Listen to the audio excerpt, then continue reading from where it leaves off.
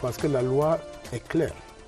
Pour posséder une arme, il faut une autorisation expresse du ministre de l'administration territoriale. L'objectif final, c'est ramener la paix, le dialogue, la concorde ou le vivre ensemble entre les... Et le problème justement de ce type d'objectif, c'est que ce n'est pas mesurable. Il n'est pas mauvais de s'endetter pour investir dans le capital. Au Cameroun, la guerre des tribus n'existe pas.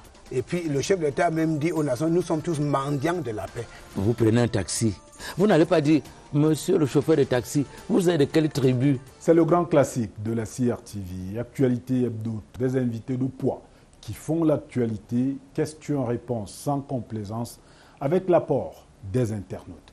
L'actualité de la semaine est ainsi revisitée, Actualité Hebdo. Ne manquez pas le rendez-vous tous les dimanches sur la CRTV.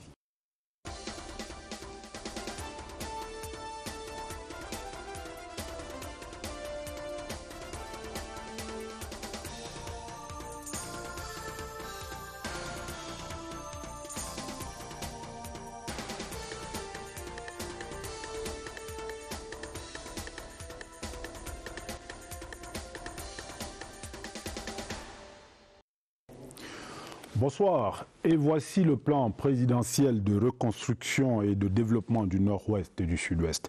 Un plan à près de 90 milliards de francs CFA qui a pour objectif de réhabiliter et d'aménager les infrastructures de base des deux régions, d'œuvrer à leur revitalisation économique et aussi de faire la promotion de la cohésion sociale dans la zone. Vaste programme que celui qui devra être mis en œuvre et exécuté par une équipe conduite par Paul Tasson, le tout nouveau et tout premier coordonnateur national du plan présidentiel de reconstruction et de développement et du Sud-Ouest. Paul Tasson est par ailleurs ministre délégué auprès du ministre de l'économie, de la planification et de l'aménagement du territoire en charge de la planification. Paul Tasson est l'invité d'Actualité Hebdo ce soir. Monsieur le ministre, bonsoir. Bonsoir. Alors, le plan de reconstruction tel qu'on l'a présenté tout au long de cette semaine, n'est-ce pas une sorte de mission impossible? La guerre n'est pas finie dans la région et il y a encore beaucoup d'insécurité et on parle de reconstruction. Les approches pour ce qui est de la résolution des conflits dans le monde sont classiques et plus ou moins standards. Et vous vous souvenez que depuis à peu près 3 ans, le gouvernement, aux côtés de ses partenaires, met en œuvre un plan humanitaire d'urgence. En fait, le plan humanitaire d'urgence avait pour objectif de préparer le terrain pour la reconstruction éventuelle des zones en conflit. Aujourd'hui, il est temps de consolider les acquis du plan humanitaire d'urgence. Il est temps de passer à la phase reconstruction et développement des zones en conflit. Je voudrais dire que selon le système des Nations Unies et suivant les pratiques qui ont été mises en œuvre ailleurs, il y a un nexus très très fin entre les opérations humanitaires et les opérations de reconstruction et de développement. Bien entendu, en quelque sorte, on peut dire que le conflit continue à battre son chemin sur le terrain. Et cela n'empêche que nous puissions entamer la reconstruction et le développement, si vous voulez, la remise en état des régions en conflit. Et justement, c'est là où notre mission est confortée.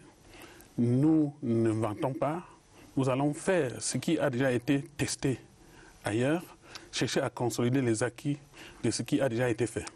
Donc quand on vous dit mission impossible, vous dites? Non, la mission n'est pas du tout impossible. À partir du moment où nous avons essayé d'établir une cartographie des risques des localités des deux régions. Et il nous semble qu'à ce jour, ce que je peux appeler les zones vertes, ou si vous voulez, les zones avec un degré de paix assez acceptable, dominent sur ce que je peux appeler les zones rouges, les zones où l'accès serait assez difficile. Voilà. Alors, Monsieur le ministre, pendant le grand dialogue, on avait plutôt parlé d'un plan de reconstruction du nord-ouest, du sud-ouest et même de la région de l'extrême nord. Aujourd'hui, on nous sort un plan de reconstruction des deux régions du nord-ouest et du sud-ouest. Qu'est-ce qui s'est passé entre-temps? Oui, merci. Cette question est très importante. Sa pertinence porte sur le fait que nous sommes une nation, le Cameroun tout entier, et que la reconstruction des deux régions du nord-ouest et du sud-ouest aura un impact sur l'ensemble de la nation. Alors, pendant le grand dialogue national, la commission chargée de la reconstruction et du développement avait effectivement validé un plan de reconstruction et de développement des trois régions, dont le nord-ouest, sud-ouest, y compris l'extrême nord.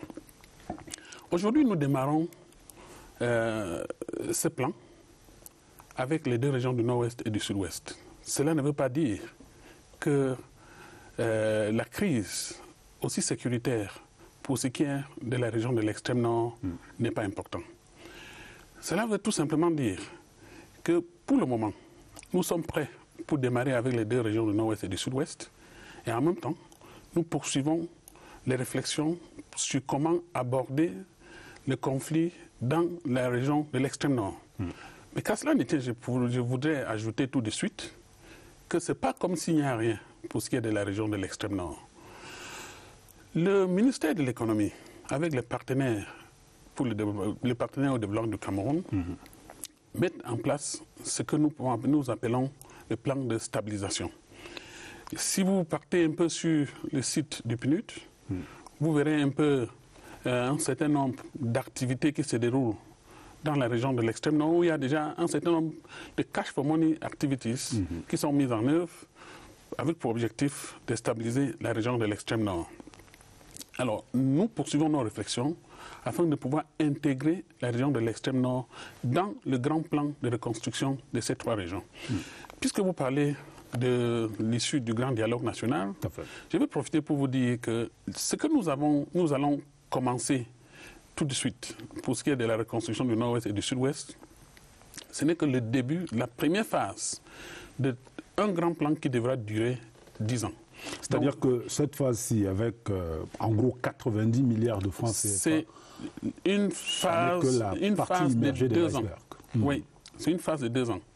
L'ensemble du plan de reconstruction des trois régions, tel que présenté et j'allais dire approuvé pendant le grand dialogue national, couvre une période de 10 ans et devrait coûter dans les 3 500 milliards de francs CFA.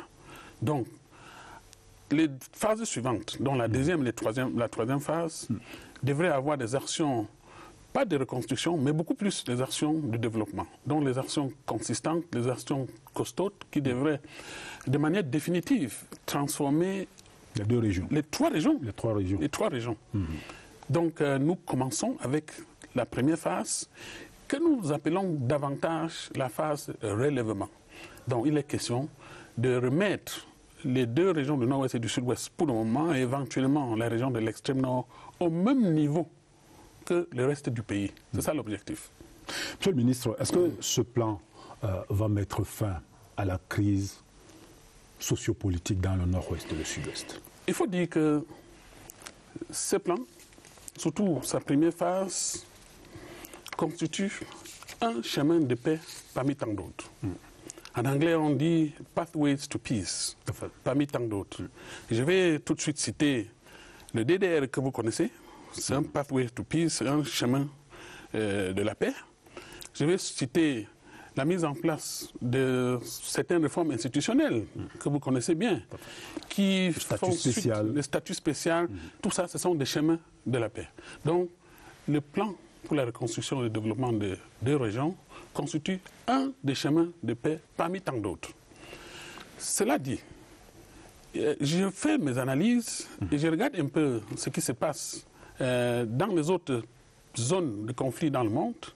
Et selon ce que je constate, les conflits de ce genre ont une durée à la fin de laquelle il y a en général une accalmie plus ou moins totale. Je pense que nous approchons cette situation-là.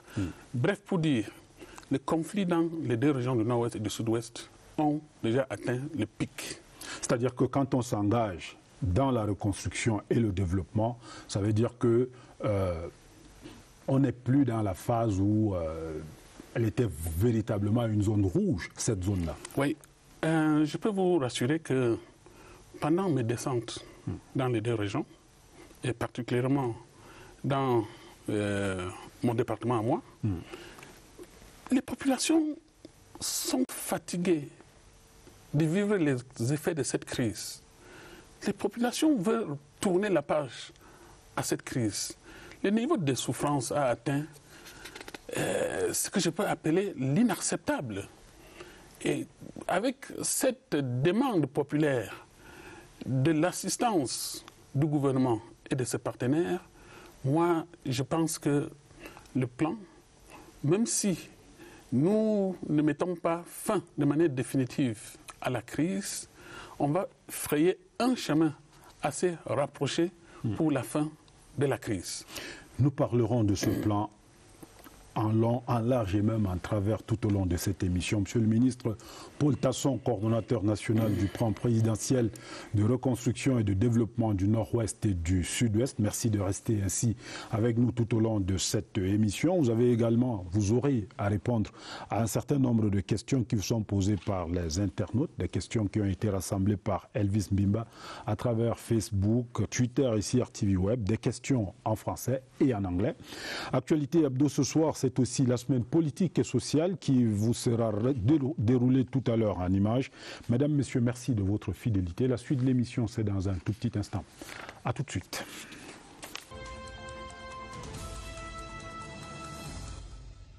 Alors, un plan à près de 90 milliards de francs CFA. Vous dites, il s'agit simplement de la première phase. Cet argent-là, on va le trouver où? Oui, je vais vous dire que nous allons le trouver. D'abord, le premier financier du plan, c'est l'État du Cameroun lui-même.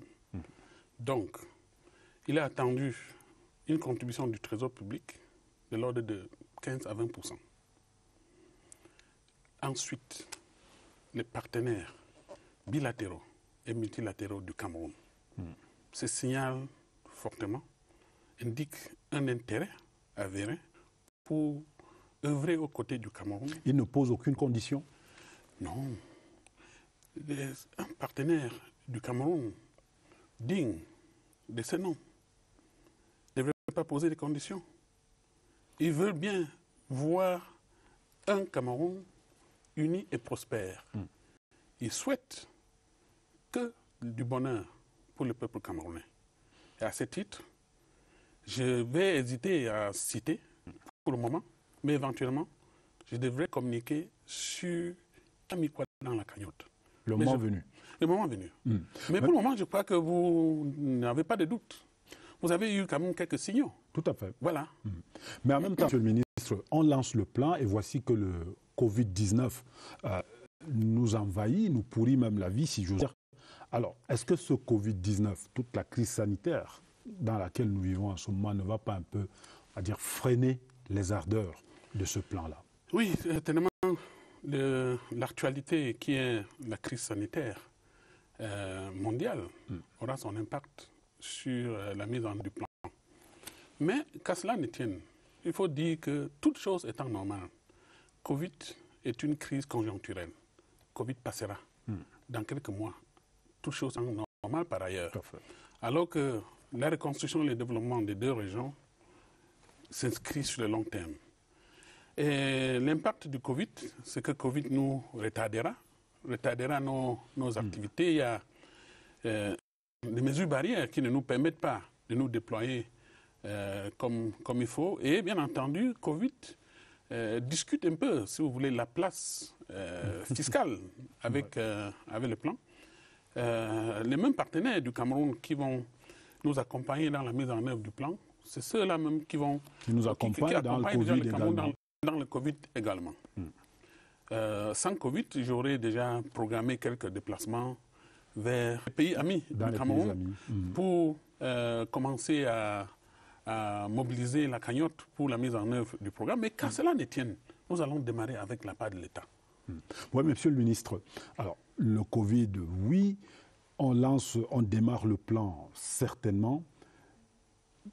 Vous dites il y aura de l'argent. L'argent, lui, il sera disponible. Mais quels vont être, on va dire, les principes directeurs En fait, de l'exécution de ce plan-là? À l'évaluation ex ante de ce plan, nous avons pensé identifier un certain nombre de principes qui devraient nous guider tout au long de sa mise en œuvre. Premièrement, nous adoptons un principe que j'appelle triple B. Triple B. BB. Build Back Better. Build Back Better. Ici, l'objectif, c'est quoi? L'objectif, c'est relever le niveau de vie des populations bénéficiaires de ce plan. C'est-à-dire les mettre dans un état mieux que ce qui existait avant la crise. Nous, une fois de plus, nous n'inventons pas. C'est ce qui a été pratiqué ailleurs. Nous comptons, au sortir de ce plan, nous rassurer que le cadre de vie des populations des zones, des localités affectées soit meilleur par rapport à ce qu'ils avaient avant la crise. En deuxième lieu, nous comptons mettre l'accent sur le secteur privé. Quand je dis secteur privé, accompagner l'économie locale, c'est permettre à ces agents économiques dans les différentes localités de s'épanouir. C'est la seule possibilité de s'assurer qu'il y aura des emplois pour ces deux régions. C'est la seule manière de s'assurer qu'au final, les populations de ces deux régions, leur niveau de vie pourrait s'inscrire sur le long terme. Troisièmement, nous allons utiliser de bout en bout un principe de participation. Quand je dis participation, je veux dire participation surtout des bénéficiaires. Nous comptons pouvoir amener les bénéficiaires à participer à toutes les phases de la mise en œuvre du plan. Je vais vous dire par exemple, nous aurons à construire 12 000 logements. Et tout de suite, je ne vois pas comment il est possible de construire 12 000 logements en 2 ans. Sans la participation des populations. C'est tout à fait. L'approche que nous comptons utiliser, c'est de mettre à la disposition des victimes qui ont perdu leur habitat, de quoi reconstruire eux-mêmes leur habitat et les permettre de pouvoir organiser leur propre contrôle de l'utilisation personnelle des ressources qui seront mises à leur disposition. C'est un peu comme ça. C'est-à-dire que si on vous dit, vous avez perdu votre maison, voici de l'argent pour reconstruire, vous ne faites pas autre chose avec cet argent-là? Vous reconstruisez votre maison et rien que la reconstruction de votre maison, par exemple. Monsieur le ministre, je vais vous proposer quelques réactions à ce plan de reconstruction du Nord-Ouest et du Sud-Ouest. Ce sont des réactions qui ont été recueillies pour nous par Étienne Pascal Adzege. La reconstruction des régions du Nord-Ouest et du Sud-Ouest du Cameroun, et même la reconstruction du Cameroun en général, parce que ne l'oublions pas, il y a eu également des désastres humanitaires du côté de la région septentrionale. C'est un impératif. L'une des conditions, c'est la volonté de tous les Camerounais, aussi la volonté de ceux qui sont capables de ravitailler cette guerre inutile au cœur de l'Afrique. Le plan de reconstruction décidé par le chef de l'État est un acte hautement politique. Politique parce qu'il fallait réconcilier les populations de ces zones sinistrées par les actes de terrorisme avec l'ensemble des populations du Cameroun. Surtout notre plan, c'est un acte régalien. Régalien dans le sens que le président de la République se devait personnellement de remettre la population en accord avec elle-même et avec les autres populations, comme nous avons tantôt dit, et dire que ces populations font partie essentielle de notre République, de notre pays, de notre territoire. Pour que cette restructuration ait pleinement lieu, elle ne devrait pas seulement avoir lieu rien que dans les zones anglophones, ça devrait n'est-ce pas, convenir à toute la République du Cameroun. It seems there are still pockets of disgruntlement here and there in the Northwest and Southwest regions. And the protagonists are still swearing that there will be no reconstruction. I wish to draw the attention of everybody, not only from the Northwest and Southwest, every Cameroonian, that construction is a good word. Reconstruction is a better word, because there will be no development if there is no construction. Si on fait le plan de reconstruction dans le désordre et dans la guerre, il me semble que les mêmes qui ont cassé hier viendront encore casser les infrastructures dont on va mettre en place. Le plan de construction mis en place par le chef de l'État est la bienvenue, mais la réussite de ces plans est conditionnée par le retour de la paix. Parce que la construction doit être faite par les entreprises et je ne vois pas une entreprise qui va mettre en risque et en péril ses employés dans les zones où la paix n'est pas revenue. Donc pour moi, je pense que ce plan de reconstruction, la paix est extrêmement nécessaire. Alors, Monsieur le ministre, ça revient toujours. On dit oui, le plan de reconstruction, il est là, mais est-ce qu'on peut véritablement le mettre en œuvre s'il n'y a pas la paix dans ces zones-là? Mais si, je crois que quand le chef de l'État... Est-ce que vous comprenez pourquoi les gens insistent beaucoup sur la notion de paix avant? Je comprends parfaitement. Mais je voulais dire que quand le chef de l'État décide de la mise en place, la mise en œuvre, si vous voulez, de ce plan, il est bien conscient de tout cela. Et je viens de dire que le plan est un chemin de la paix comme beaucoup d'autres. Le plan va se mettre en œuvre aux côtés d'autres actions qui ont précédé d'ailleurs le plan et bien entendu d'autres actions à venir. Donc, le retour absolu de la paix comme précondition pour la mise en œuvre du plan, je dis non. Je dis non. Le plan, il accompagne les autres mesures. C'est-à-dire que pendant qu'on fait le plan, à côté, il y a des mesures qui sont prises pour que justement la paix se consolide. Je voudrais même dire que le plan que je voudrais préciser, le plan de relèvement, le recovery plan, est une offre de paix. Au côté du fait qu'il vient améliorer le cadre de vie, lui constitue, avant toute chose, une âme tendue par le chef de l'État, son Excellence Paul Biya, aux populations du Nord-Ouest et du Sud-Ouest. Et il répond d'ailleurs à une demande. Il répond à une demande. Souvenez-vous, le premier ministre chef du gouvernement, son Excellence Chief, Dr Joseph Dione Ngoutin, a fait le tour des deux régions. Par la suite, il a mis en place les caravanes de la paix qui ont sillonné les 13 départements des deux régions. Sans oublier qu'avant le grand dialogue national, il a organisé des consultations très larges. Consultations qui avaient pour objectif d'écouter, autant que faire se peut, les avis des Camerounais de tous bords. À la suite de tout ceci, parmi d'autres souhaits, il y avait le souhait de procéder sans délai à la reconstruction des deux régions. Alors, faut-il, parce qu'il y a certaines personnes qui pensent qu'il faut attendre le retour définitif de la paix, sanctionner même ceux-là qui vivent dans les localités où on peut dire la paix est revenue. Qui sont pacifiés. J'ai dit non. Et j'ai dit tantôt, quand d'autres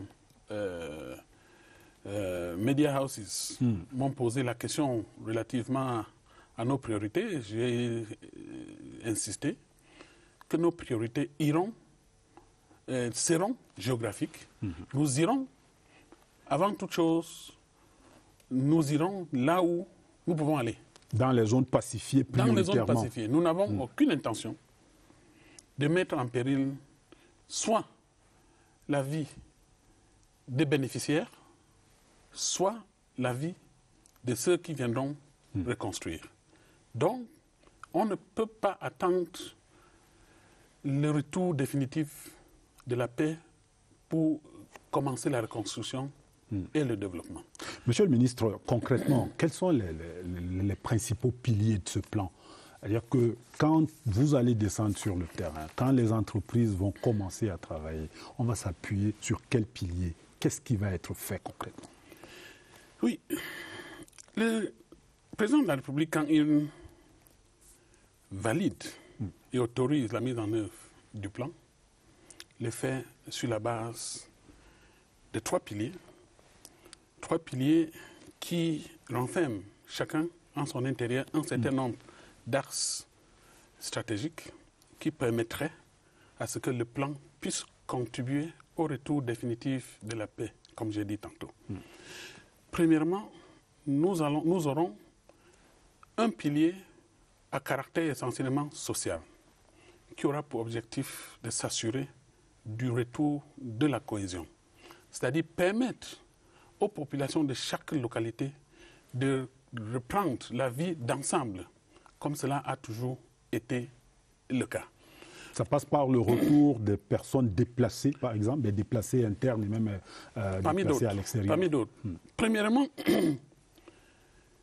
nous avons fait le constat selon lequel, à travers toutes les localités des 13 départements du Nord-Ouest et du Sud-Ouest, il y a une forte propension à une vie sociale, à une vie partagée.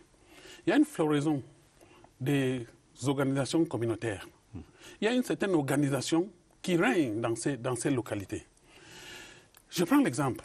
Il n'y a pas de village dans ces 2 régions sans son Cultural and Development Association. Il n'y en a pas. Tous les villages dans les 2 régions ont des associations culturelles et du développement. Ça, c'est sûr. Ce sont des organisations qui ont été plus ou moins mises en mal par la crise. Nous envisageons accompagner par un renforcement des capacités ces organisations pour qu'ils puissent jouer le rôle qui est le leur et bien entendu pouvoir accompagner la mise en œuvre du plan. J'ai évoqué tout à l'heure les kits logements. Et, M. Ibrahim, il faut insister sur un élément qui est fondamental. Il y a plus de 300 000 citoyens originaires des 2 régions qui n'ont plus les documents officiels. Je parle des actes de naissance, je parle des cartes nationales d'identité, je parle même des diplômes. Et en passant, qui ont été brûlés. Qui ont été confisqués, détruits, brûlés, si vous voulez. Nous avons fait un recensement sommaire. Nous irons encore un peu plus en profondeur et au finish, il faut résoudre nous ce problème. Nous souhaitons accompagner ces citoyens pour entrer en possession à nouveau de ces mannes précieuses que sont les documents officiels. Donc pour ce qui est du volet social, nous envisageons ces 3 actions, ces 3 axes stratégiques de manière particulière. Pour ce qui est le deuxième pilier, porte sur les infrastructures. Et là, je parle des infrastructures essentielles. Je ne parle pas des grands barrages hydroélectriques ou des grands projets routiers. Non, je parle des infrastructures essentielles. Ces infrastructures qui permettent à ce que la vie en milieu rural, si vous voulez, soit plus facile. Et pour cela, nous allons certainement mettre l'accent sur les infrastructures éducatives. Il y a des écoles qui ont été vandalisées. Il y a des centres de santé, des hôpitaux qui ont été vandalisés. Il y a des lignes électriques qui ont été saccagées, détruites. Il y a les adductions d'eau potable dans les différentes localités qui ont été mises en arrêt. Il y a, si vous voulez, tout ce qui est infrastructure sociale de base. La plupart, la bonne majorité, ont été détruits. Nous viendrons avec les ressources du plan pour remettre à niveau ces infrastructures, ô combien importantes pour la vie dans les différentes localités. En troisième lieu, le troisième pilier de ce plan vise l'économie locale. Et quand je dis l'économie locale, je veux dire l'économie des individus, plus ou moins. Et à ce titre, les populations de ces 2 régions, tout comme les populations du reste du pays, vivent essentiellement de l'agriculture. Et nous savons combien ce secteur, qui est même un secteur important pour l'économie nationale, a souffert du fait de la crise. Quand je parle de l'agriculture, je parle même aussi de l'élevage. Vous savez, les éleveurs ont été tellement victimes parce que c'est tellement facile d'arracher un bœuf ou une chèvre ou je ne sais pas, je ne sais quoi. Les champs ont été abandonnés. Je ne cesserai de prendre l'exemple du cacao, qui est un produit de rente pour l'économie du Cameroun. Notamment dans le sud-ouest. Et donc la région du sud-ouest, avant la crise, était premier producteur en termes de région du Cameroun. La région du sud-ouest, tout seul, produisait 45% du cacao du Cameroun en 2016. En 2018, ça tombait à 30% de la production nationale. Donc une perte sèche de 15% de la production nationale. Il faut pouvoir relever cette spéculation afin de mettre l'économie locale, ou bien si vous voulez l'économie régionale, la région du sud-ouest, à niveau. Et c'est pareil avec beaucoup d'autres spéculations agricoles. Je ne parle pas de la CDC et des PAMOL qui sont des grands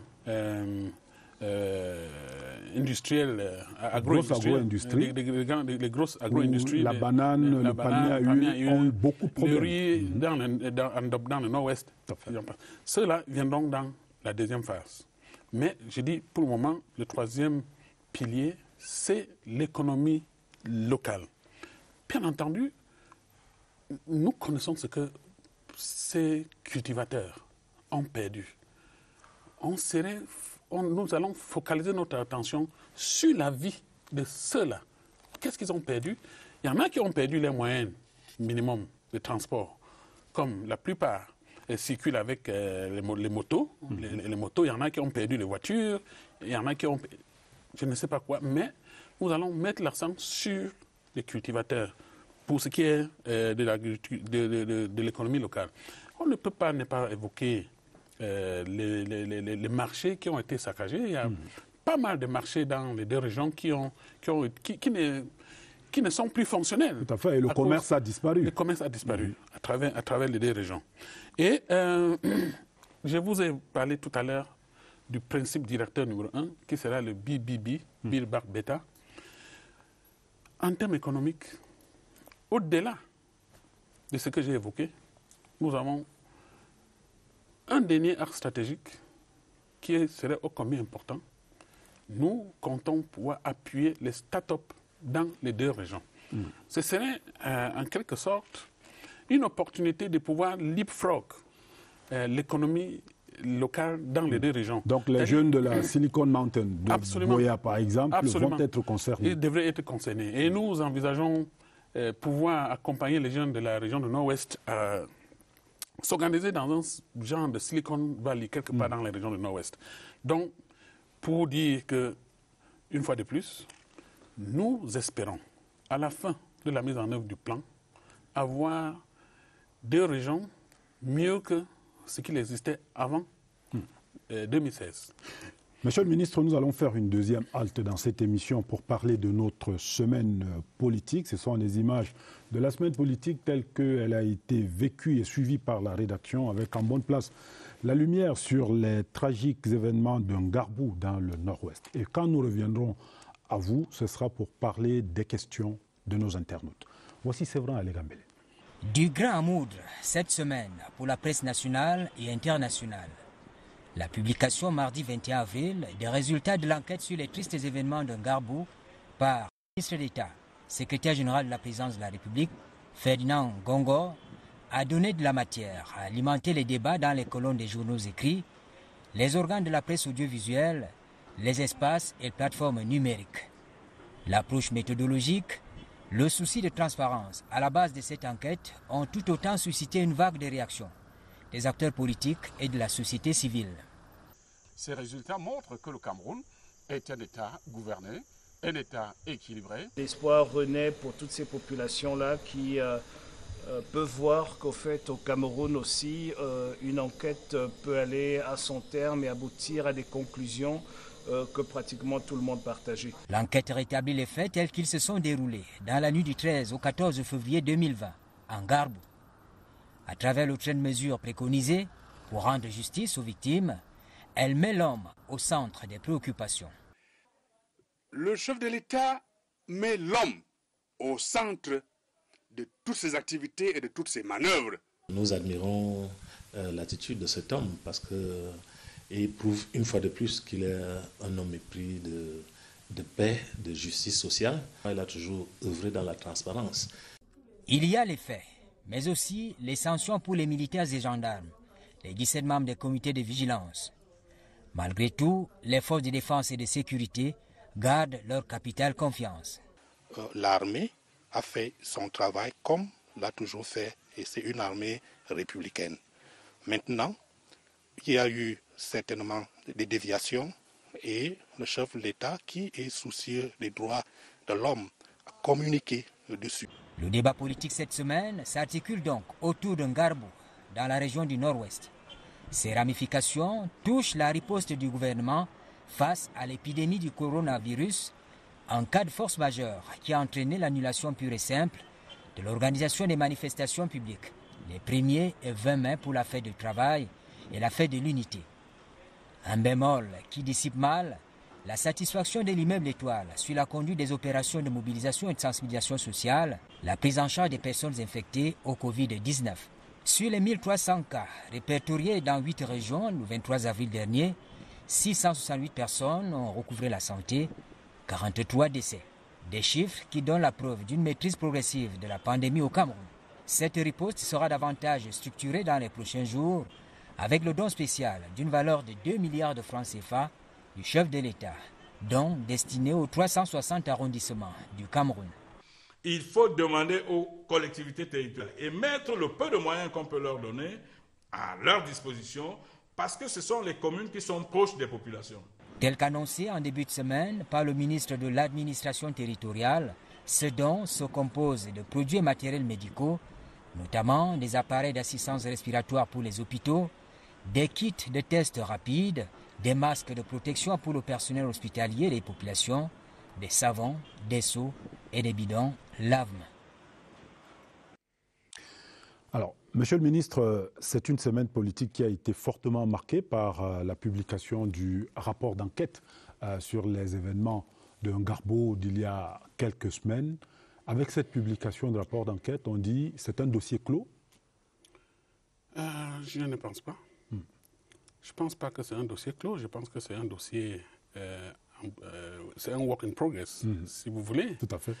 Je pense que c'est l'occasion de dire paix aux âmes qui ont disparu à la suite de ces malheureux événements de Ngarbou. Et bien entendu, sans oublier beaucoup d'autres événements malheureux dans les différentes localités du Nord-Ouest et du Sud-Ouest. Mais j'allais peut-être dire que j'ai reçu la nouvelle de la publication de ces rapports avec un ouf. J'étais particulièrement très content que ces rapports aient vu le jour. Premièrement parce que la publication de ces rapports grandit le Cameroun. La nation tout entière est grandie avec cette publication. Ensuite, j'ai apprécié particulièrement non seulement la clarté, mais aussi ce que je peux appeler, ou je peux dire, l'impartialité du rapport. Je l'ai trouvé très équilibré et au vu des personnalités qui ont siégé dans cette commission, moi je ne peux que tirer chapeau à ceux qui ont fait ce travail formidable. Ensuite, je pense que c'est un acte qui augure le lendemain meilleur pour la mise en œuvre du plan présidentiel pour la reconstruction des régions du Nord-Ouest et du Sud-Ouest. C'est un acte qui rassure les populations qui seraient bénéficiaires de l'œuvre de reconstruction et de développement de leur région. Je pense que s'il y a certains amis du Cameroun qui doutaient encore du respect des droits de l'homme au Cameroun, cet acte prouve à suffisance la haute volonté du président Biya à s'assurer, à protéger les droits et les vies de chacun des Camerounais. Certainement, ce n'est pas la fin d'une scène. Je pense que la scène se déroule à partir du moment où on a évoqué les compensations. Place à la justice, place aux compensations, etc. Place aux compensations, place à l'inhumation digne des victimes, qui devrait faire la lumière sur un certain nombre de points d'ombre sur la question. Je pense qu'il y a certaines personnes qui profitent pour dire qu'il y a tant de morts, ainsi de suite. Je pense que le fait qu'on va organiser ces enterrements permettrait de savoir exactement combien de personnes sont mortes. De clarifier définitivement la situation. Voilà. Monsieur le ministre, donc maintenant les internautes et le plan présidentiel de développement et de reconstruction du Nord-Ouest, on va y aller assez rapidement. Alors, Abdiel Vanel Oumé, vous comprenez que c'est certainement des noms d'emprunt. Pensez-vous que c'est quand on va reconstruire que les séparatistes anglophones vont décider de laisser les armes? On revient encore à la paix avant ou après? Je dirais que je suis désormais porteur d'un instrument de paix qui s'appelle Plan présidentiel pour la reconstruction et du développement. Pour cela, je profite pour faire appel à ces sécessionnistes, à ceux-là qui pensent que le Cameroun pourra se diviser, que le Cameroun ne se divisera pas. Je crois qu'il est temps pour eux de comprendre que ceux chez qui ils cherchaient de soutien, donc les pays amis du Cameroun, ont chacun, en son temps, été clairs que le Cameroun ne sera pas divisé. Et cerise sur le gâteau, je pense que même le secrétaire général des Nations Unies a fait une sortie dans ce sens. Absolument. Alors, les entreprises, j'ose dire que c'est une entreprise foireuse qui n'a pas d'avenir. C'est des combats d'arrière-garde, finalement. Voilà, qui n'a pas d'avenir. Et je ne veux pas m'étaler, je pourrais avoir beaucoup d'autres choses à dire par rapport à ça, mais je préfère m'arrêter là. Tout à fait. Alors, Moïse Guetching dit « Le Biel, votre département d'origine, a été un foyer de barbarie inacceptable. Quelle est la situation actuelle dans le Bialem?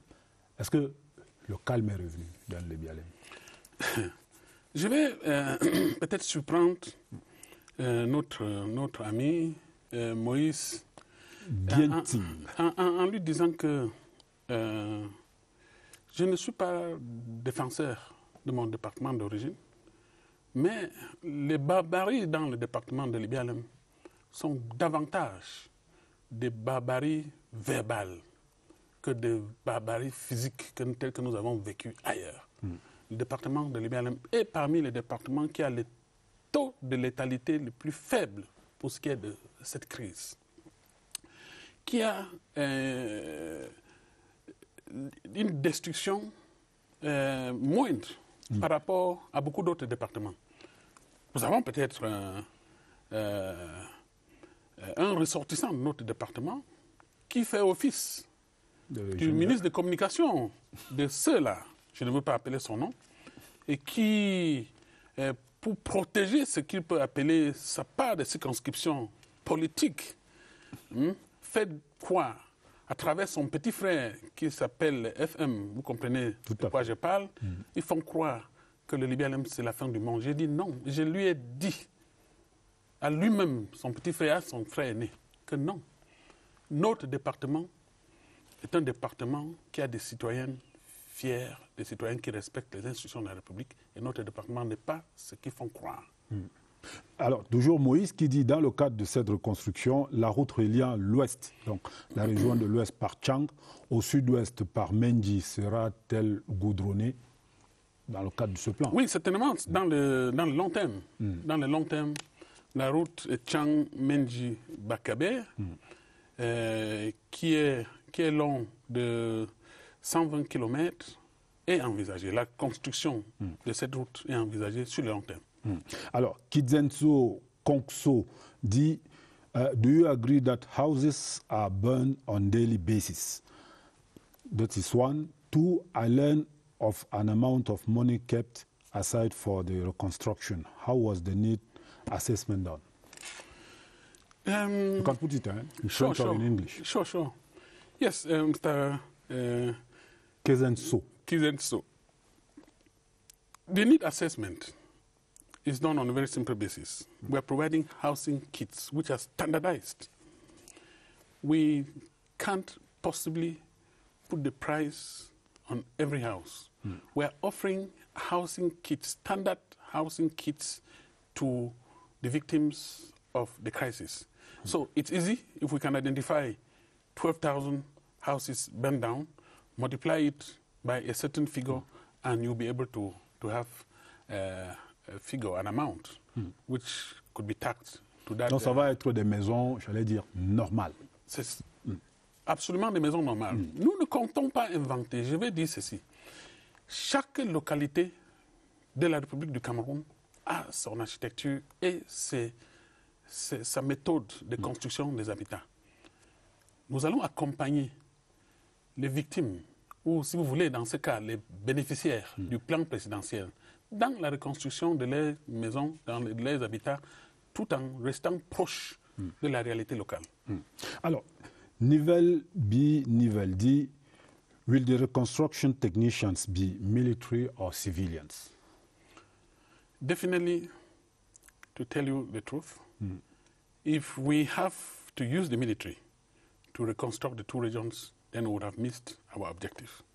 Our objective is that this is a purely civilian action.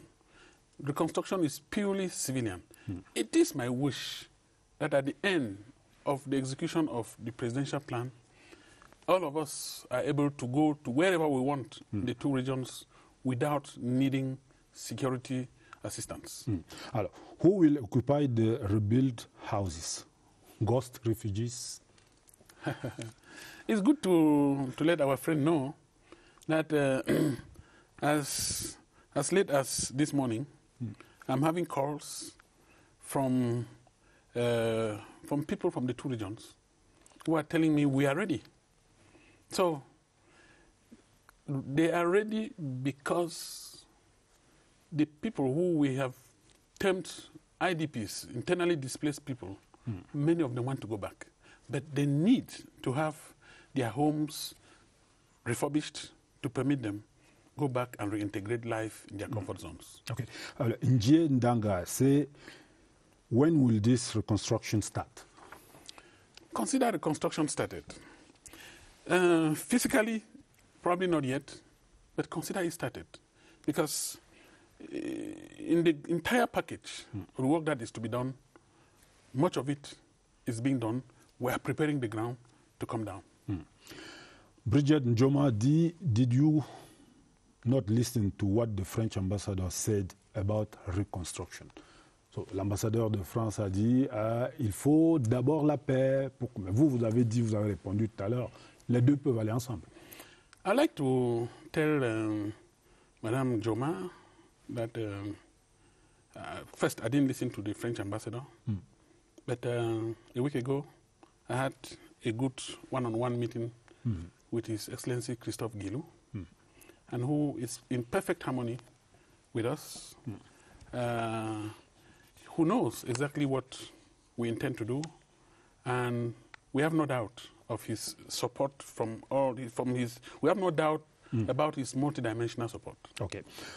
Martin Basile Zedi, votre maison a été incendiée, celle d'autres dignitaires aussi, ça c'est dans les Bialem. Allez-vous les reconstruire avec ces mêmes fonds ou vous construirez d'abord pour les pauvres? First, I would like to thank him for that question. He can be sure that my house will be the last to be rebuilt. Secondly, the housing kits, the funds that we have, can definitely not reconstruct my house. The funds that we have are for the reconstruction of the houses of the ordinary citizens. Not only will I reconstruct my house last, I will also do what it takes to build my house better with my own resources. I'm not sure my house is eligible for the plan. Alors, Abali Abaïcho dit comment fera-t-on pour rattraper le temps perdu par rapport à l'économie, à l'éducation, les dommages des déplacés qui ont perdu des biens plus importants. Ça, c'est du long terme. Ce qui est sûr, c'est que, grosso modo, il sera impossible de tout rétablir. Je ne peux pas lui dire que même le temps, on va rattraper le temps. Quand le temps passe, il passe. Absolument. Mais, qu'à cela ne tienne, on va pouvoir préparer une bonne base pour un bon départ. Nelson N. dit « The road leading out of the northwest region is the worst ». Ça, c'est l'axe Bafoussam-Bamenda. Rehabilitating, expanding this road is in any of your agendas? On our long-term plan, the finalization of works on the Babajou-Bamenda road is included. But meanwhile, it's good to let our friend know that so long as the government is concerned, everything is in place for that road to be finalized. He definitely knows why that road, much of it is depending. But as we speak, what is going on that road? Maurice Maurice dit « Et qu'en est-il de l'extrême nord? Les véhicules simples, mais aussi les camions ne peuvent plus rouler. » Ça, on pense plus à l'axe Maroua-Kousseri. On parlait tout à l'heure de l'extrême nord. Il y a des choses qui sont prévues pour cela. Oui, l'axe d'Abanga-Kousseri a été victime de la même crise sécuritaire que dans les deux régions du nord-ouest et du sud-ouest. Et à ma connaissance, je crois, notre ami doit le savoir. Le chantier a repris. Le chantier a repris et le génie militaire est déçu. Une dernière question de Dr Duplex Nem qui dit « Un des problèmes, c'est la route. Est-ce qu'il est envisagé dans le plan une solution durable pour la Ring Road ?» Absolument. La fameuse Ring Road. Absolument. Je vais profiter pour dire que la troisième phase, dite la phase de développement des deux régions du nord-ouest et du sud-ouest, envisage d'apporter des réponses concrètes, précises, à un certain nombre de projets mythiques des deux régions du nord-ouest et du sud-ouest. Quand je dis projet mythique, je parle de ces projets dont les Camerounais originaires des deux régions portaient à cœur. Je parlerai de la Ring Road, je parlerai du barrage hydroélectrique sur la Menchum, je parlerai du port Arnaud Profond de Limbé, et j'en passe. Bien entendu, la route Tchang Menji Bakeber, la route Loum Tombel Kumba Mondemba Akwa et Sangalé. Ces projets dits mythiques sont bel et bien pris en compte dans la troisième phase, dans la phase de développement concret des deux régions du nord-ouest et du sud-ouest. Monsieur le ministre, un dernier point en image dans cette émission avant de revenir à vous, c'est la semaine sociale fortement impactée, encore une fois, par le Covid-19. Voici Franck Evina. La pandémie du coronavirus toujours au devant de la scène. Comme il est désormais de tradition, le Premier ministre Joseph Diongouté a mobilisé les membres du gouvernement pour une évaluation hebdomadaire de la situation. Entre autres sujets au cœur de cette visioconférence, le retour au bercail des compatriotes en détresse à l'étranger, les modalités pratiques pour une éventuelle reprise des classes le 1er juin prochain, ou encore le décongestionnement du milieu carcéral. Je ne savais pas le jour s'il va arriver, mais Dieu a fait ça et je remercie le président. Déjà, je m'attendais à sortir l'année prochaine, donc cela a été une grande surprise de voir que Dieu a permis que je puisse sortir bien avant. Le quatrième pilier de l'islam à l'épreuve de la pandémie. Cette semaine, la communauté musulmane est entrée dans le jeûne du mois de Ramadan. Mesures anti-Covid-19 obligent, les gestes barrières s'imposent aux fidèles d'Allah. C'est laver les mains avec le savon, très bien. C'est ce que j'enseigne aussi à mes enfants. On prie à la maison avec mon mari et les enfants. Les stades de football, les terrains de lycées, collèges et autres écoles primaires soient aménagés par les autorités municipales, les collectivités, et permettre à tout un chacun de venir exercer son devoir spirituel. Pas de panique pour les produits de première nécessité en cette période. Le ministre du Commerce veille et met en garde les adeptes de la spéculation. Ceux des opérateurs qui ont voulu évoluer à la marge aujourd'hui sont rentrés dans les rangs. Donc nous formons un bloc. Nous avons pris conscience des enjeux et je peux vous assurer, le gouvernement ne faillira pas. Perturbation dans le réseau interconnecté Sud. Cette semaine, plusieurs localités de cette circonscription électrique ont broyé du noir après un accident sur une ligne de transport d'énergie, au lieu dit Nomayos. C'est un camion citerne transportant du fouel et venant de Douala pour la cimenterie de Nomayos qui arrivait à la côte abrite que vous voyez là, a perdu le contrôle et est revenu brusquement en arrière, percuter le pylône numéro 36. Le choc était tellement brutal que les centrales de production se sont retirées. Nous avons pris les mesures, d'abord les mesures conservatoires qui s'imposent. Une prompte réaction qui a permis de rétablir l'énergie dans les localités plongées dans le noir. Retour sur ce plateau avec notre invité pour ce qui va constituer la dernière ligne droite de notre entretien. Monsieur le ministre, alors, je le disais en début d'émission, vous êtes ministre délégué en charge de la planification auprès du ministre de l'économie.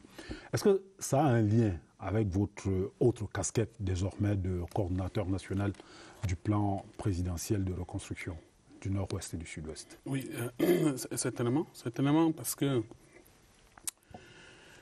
le plan présidentiel pour la reconstruction et le développement de la région du Nord-Ouest et du Sud-Ouest est un instrument de planification stratégique. C'est-à-dire qu'on aurait pu le loger au ministère de l'économie? Absolument.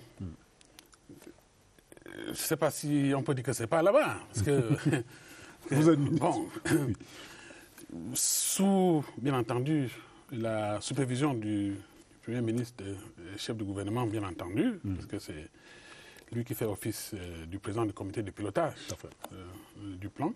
Mais il y a un lien direct entre la planification et le plan. Je pense que les deux noms, d'ailleurs, en disent long. Ouais, en disent long.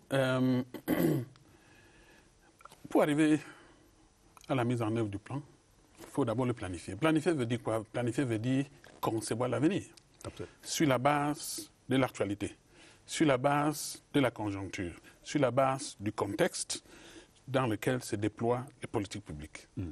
Alors, il est évident que quand une crise est ambiante, il faut chercher des solutions. Le planificateur intervient pour dessiner l'après-crise. Absolument. Pour définir les chemins de la paix. Et voilà. Donc le lien, il est évident. Le linkage est clair. Monsieur le ministre, avant votre entrée au gouvernement, vous étiez commissaire en charge des politiques économiques et monétaires auprès de la commission de la CEMAC. Vous avez fait 5 ans à Bangui. On peut vous poser la question, comment à Bangui, comment s'est passée votre mission là-bas? Là, vous me donnez l'opportunité de dire merci au chef de l'État, son Excellence Paul Biya, pour m'avoir confié cette mission transnationale. Ce fut une expérience extraordinaire, exceptionnelle. Mais vous étiez quand même loin du pays. Bon, le cœur était resté au pays à partir du moment où c'était un mandat. Un mandat donc à durée très déterminée. Ça nous a permis de voir la vie autrement. Ça nous a permis de comprendre le fonctionnement du monde autrement. Ça nous a permis de comprendre l'environnement communautaire. Vous étiez là quand la guerre a commencé en RCA? Bien entendu. Ça a commencé après quelques jours de mon arrivée à Bangui. Mais revenant à comment s'est passé mon mandat, je vais dire que c'était un mandat que je peux qualifier de rempli. Nous avons eu une opportunité de faire un certain nombre de choses que nous avons pu faire. Je veux dire, on avait la force de proposition. In fine, les communautés économiques appartiennent aux États. Donc il faut faire des propositions que les États adopteraient et mettraient en œuvre. Et lors de ces 5 ans, sur la base de la conjoncture, à chaque fois, nous avons pu faire des propositions qui ont été, pour certains, naturellement retenus et qui aujourd'hui continuent de poursuivre leur bonnet du chemin. Je m'empresserai d'évoquer le programme de réforme économique et financière de la CEMAC. Je crois que tout le monde entend parler du PREF CEMAC. Tout à fait. Et c'est à la suite de la crise qui voit l'effondrement des coûts des principaux matières premières, la crise de 2014. La chute du prix du baril de 2014. À la suite de cette crise, compte tenu de ce que 5 pays sur 6 de la CEMAC sont exportateurs de ces produits, du pétrole. Les matières premières, notamment le pétrole. Nous avons vu le lendemain pas très reluisant de l'économie, voire même du développement de la sous-région CEMAC. Et nous avons pu formuler et proposer le PREF CEMAC. Heureusement, cela a été retenu. Ça continue à faire son bonheur de chemin, surtout à partir du moment où les effets, les séquelles de ces crises continuent à poursuivre l'État. Ça nous a permis de comprendre comment les choses se font sous d'autres cieux. Et pour cela, je ne peux que dire merci au Seigneur, merci au président de la République. Donc, mission accomplie à Bangui. Alors, juste une dernière question avant de mettre un terme à cette émission. Monsieur le ministre, le plan présidentiel de reconstruction et de développement du Nord-Ouest et du Sud-Ouest est lancé. Si on vous dit quel pourrait être l'obstacle principal dont on devrait avoir peur pour ce plan-là, vous répondrez quoi? Je vous ai dit tout à l'heure que nous avons établi une certaine cartographie des risques auxquels ferait face la mise en œuvre du plan présidentiel pour la reconstruction et du développement des 2 régions du Nord-Ouest et du Sud-Ouest. En tête de ces risques, c'est la question de sécurité. Il faut que la sécurité soit définitivement établie pour que le plan puisse être mis en œuvre de manière harmonieuse. Je ne veux pas dire que pour cause d'insécurité, nous n'allons pas exécuter le plan. Non, loin de là. Mais la sécurité serait quelque chose de bien. C'est la recette principale pour la mise en œuvre. À partir d'ailleurs du moment où la crise à laquelle le plan est appelé à apporter une des solutions est une crise sécuritaire pour la sécurité, bien entendu. Et pour cela, je vais profiter pour faire appel aux citoyens camerounais, aux Camerounais de bonne volonté, surtout ceux originaires et résidents dans les 2 régions du Nord-Ouest et du Sud-Ouest, de s'approprier le plan. Le plan, c'est pour eux. C'est eux qui sont les bénéficiaires du plan. Et que chacun d'eux a une petite responsabilité pour que cette paix, cette denrée rare appelée paix, puisse nous permettre d'exécuter de manière harmonieuse le plan présidentiel pour la reconstruction et le développement des 2 régions. Surtout dans sa phase relèvement. J'ai cité tout à l'heure un certain nombre de projets mythiques dans les esprits des Camerounais originaires des 2 régions. Je reviendrai sur la Ring Road, sur le Mentum Falls, port en eau profonde de Limbé et beaucoup d'autres grands projets dans les 2 régions. La première phase du plan de relèvement a pour objectif de préparer cette phase suivante, cette phase de développement. Et je voudrais profiter encore pour rappeler aux uns et aux autres qu'au début de la crise, étaient des accusations comme quoi les 2 régions ne bénéficient pas suffisamment des appuis gouvernementaux pour la transformation structurelle des 2 régions. Aujourd'hui, voilà l'opportunité. Une réponse appropriée, je pense, à cette question est formulée à travers ces plans. Il faut saisir la barre au bon, il faut s'approprier le plan, il faut take ownership du plan et faire chacun de son côté tout ce qu'il peut faire pour que le plan puisse être mis en œuvre. Monsieur le ministre, nous vous disons bon vent. C'est à moi de vous dire merci, Monsieur Chérif. Merci, c'était un plaisir. Monsieur le ministre, Paul Tasson, coordonnateur national du plan présidentiel de reconstruction et de développement du Nord-Ouest et du Sud-Ouest, vous étiez l'invité d'Actualité Hebdo ce dimanche. Merci de votre participation. C'était à moi tout l'honneur d'être votre invité. C'était un plaisir. Madame, Monsieur,